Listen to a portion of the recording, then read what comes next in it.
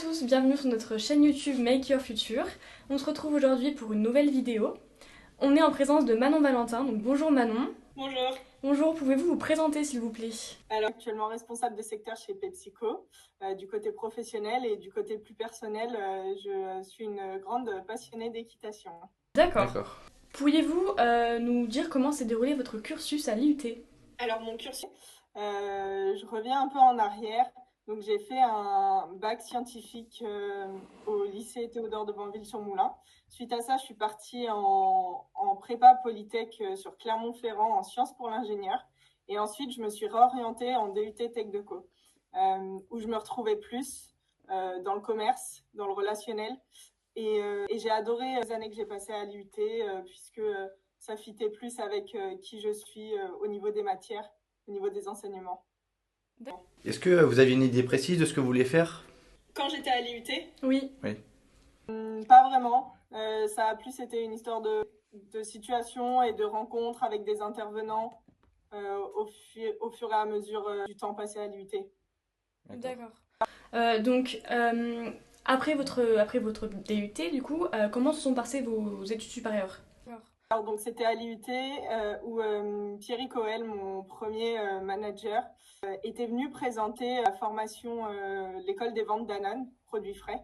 Et en fait, quand il est venu nous présenter cette école des ventes, j'ai vraiment ressenti l'envie d'intégrer la formation. Et donc, suite à l'obtention du DUT, je suis partie en licence dans cette école des ventes Danone. D'accord. D'accord. Et qu'est-ce qui vous a donné envie justement de devenir, de travailler chez PepsiCo, de devenir responsable de secteur? C'est un métier qui me plaît dans le sens où je peux rencontrer des gens, où je suis animée par le challenge puisqu'on a des objectifs, parce que j'adore tout ce qui touche à l'alimentation.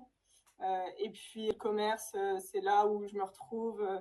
Il y a des chiffres, il y a de l'humain. C'est ce qui me plaît. Maintenant, nous allons passer à votre entreprise. Est-ce que vous pouvez nous expliquer qu'est-ce que PepsiCo? C'est le deuxième groupe agroalimentaire mondial. J'imagine que vous connaissez de nombreuses marques qu'on propose. On est présent sur le liquide et sur l'épicerie avec par exemple Lipton, Pepsi, 7-Up et sur l'épicerie avec Doritos, Ben Nuts et Lay's par exemple. D'accord. Et où êtes-vous situé? Je suis située à Nevers. Et ensuite mon secteur c'est Bourges, Nevers, Montluçon, Gien dans les grandes lignes. D'accord. Et est-ce que vous avez des clients à l'international? Moi, non. La boîte, oui. Moi, je visite les 25 super et hypermarchés sur le secteur.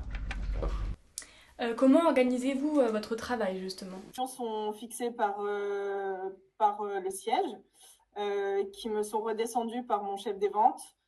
Et ensuite, moi, en autonomie, je gère mes visites, mes rendez-vous. J'ai des objectifs en termes de nombre de visites. Par exemple, je dois faire environ 3 visites par jour. Après, bien sûr, c'est un job où on doit s'adapter à la réalité du terrain. Et le planning peut être modifié au cours de la semaine en fonction des attentes des clients ou des demandes du siège. Donc, c'est un job où on est en toute autonomie et on doit s'adapter au quotidien. Est-ce que vous pourriez nous décrire une journée type de votre travail?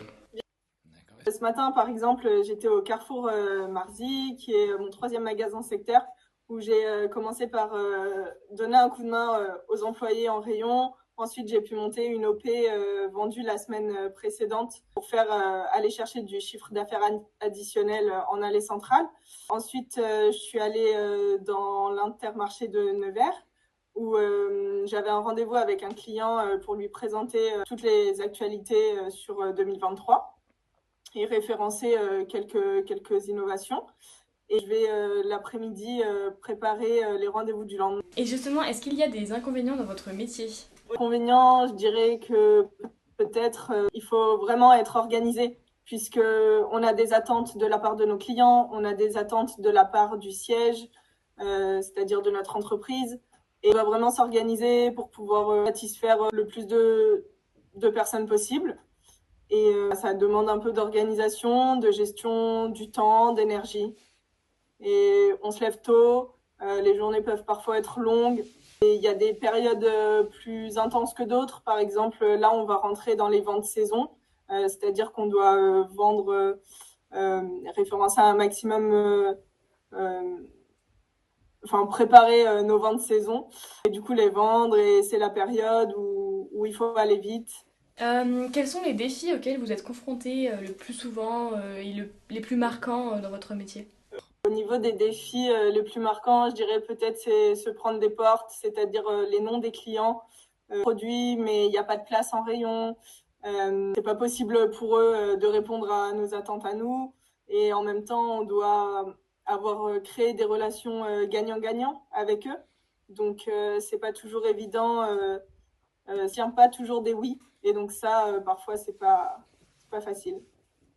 Comment votre entreprise, enfin vous-même, vous faites pour vous démarquer de la concurrence? On travaille plus que les autres pour faire la différence, et on essaye de rester soi-même et appliquer ce qu'on apprend, et puis toujours avoir envie de grandir et de progresser pour faire mieux, se développer et différencier au bout du bout. Et justement, est-ce que vous vous différenciez grâce à la communication de votre entreprise? Oui, la communication de notre entreprise et sa notoriété et son image nous aident beaucoup en magasin. On est vraiment toute une équipe de vente. Grâce au marketing et à la communication, on est vraiment appuyé en magasin. C'est sûr que quand on a une campagne de pub en télé, par exemple, et que nous, on arrive en magasin pour vendre nos nouveautés, les clients les ont déjà peut-être vus à la télé, donc ça va nous aider. Quels sont les aspects les plus gratifiants de votre travail? Ce qui m'anime, moi, le plus, c'est quand je reçois les chiffres de mon secteur, c'est-à-dire les résultats qu'on reçoit toutes les 4 semaines grâce à l'Institut Nielsen. À ce moment-là, quand je vois qu'on a fait une bonne période et qu'on a été chercher une belle croissance, une belle évolution chiffre d'affaires par rapport à l'année d'avant, c'est assez gratifiant. Mais ça vous motive pour faire mieux le mois prochain? Exactement. D'accord. On s'approche de la fin de cette interview. Est-ce que vous aurez des conseils à nous donner pour notre vie professionnelle future? Le conseil que je pourrais vous donner, c'est de faire ce que vous aimez, vraiment, et de vous lever le matin en vous disant que vous allez aimer ce que vous allez faire pendant votre journée. D'accord. D'accord. Donc merci à vous Manon, merci de nous avoir accordé ce temps pour pouvoir parler de votre expérience. On vous souhaite une bonne journée. Au revoir. Avec plaisir. Au revoir, merci Manon. beaucoup. Merci à vous d'avoir regardé cette vidéo. N'hésitez pas à laisser un commentaire et un like si vous avez aimé, à vous abonner pour voir les prochaines vidéos qui vont sortir. Et n'hésitez surtout pas à aller voir celles qui sont déjà sorties. Au revoir. Au revoir.